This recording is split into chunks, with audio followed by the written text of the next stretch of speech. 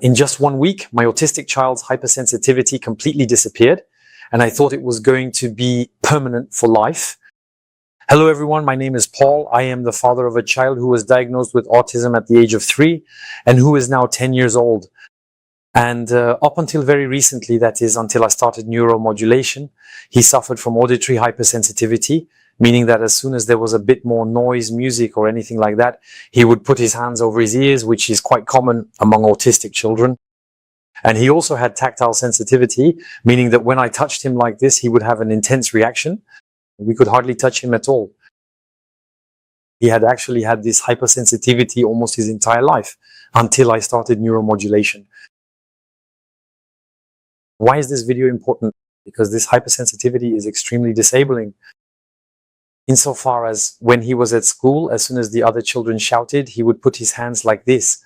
We couldn't even listen to music at home. He was extremely sensitive to noise. So it was a really severe disability, both functionally and clinically. And I was particularly shocked when I saw that I had turned on some music and it was actually completely accidental.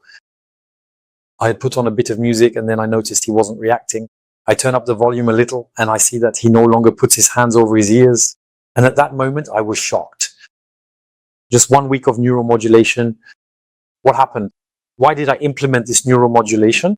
I put it in place after conducting tests on my son. We realized that there were major dysfunctions in his electrophysiological functioning. So he had electrophysiological blockages, which are quite common in autistic children. I'm not going to go into technical details. I'll keep it simple. But most autistic children have dysfunctions, meaning a gamma deficit, which is a specific frequency band in the brains of autistic children. They have problems with connectivity and synchronization between different areas of the brain.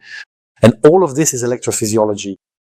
There was also hypercoherence. This is a very technical term, but it can be seen on a specific type of electroencephalogram that can be performed, which means that the areas of the brain were far too rigid. So after a week of neuromodulation, those symptoms disappeared.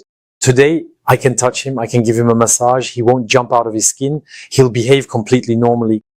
We can listen to music even up to 100 decibels like in a nightclub. He no longer puts his hands over his ears. He was diagnosed with autism. I have the neurologist's documents. I will share all this documentation with you, of course, when the time is right. All of this has indeed motivated me to share my experience through these videos.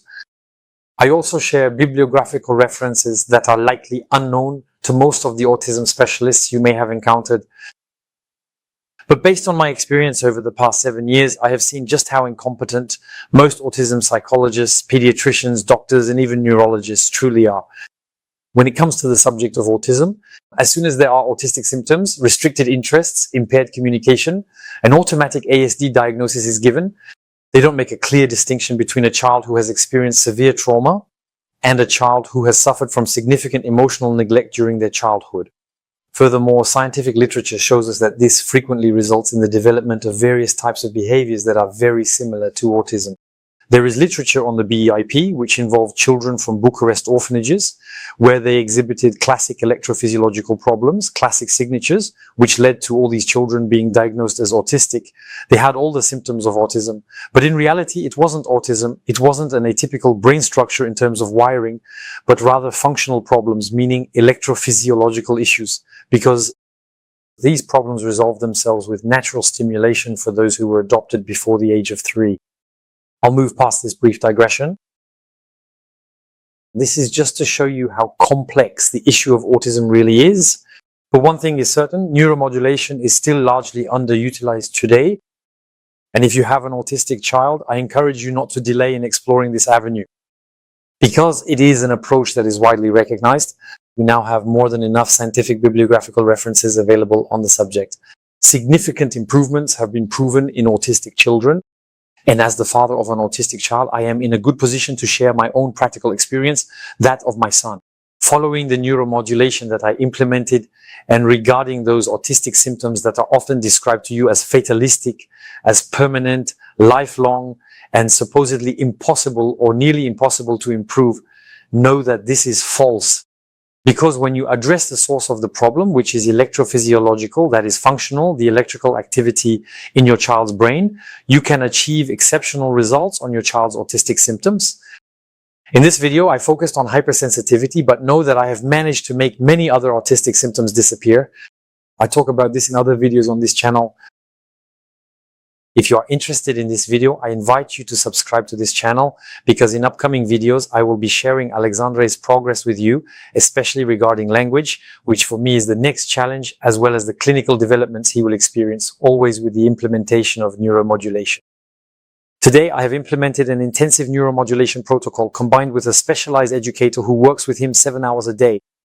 So I have set up an intensive protocol, and I will share the results and improvements with you if I observe any others. At present, I am seeing improvements that are tremendous, much greater than what is reported in the scientific literature. I invite you to subscribe to receive these upcoming videos. And I wish you the best possible improvement for your autistic child.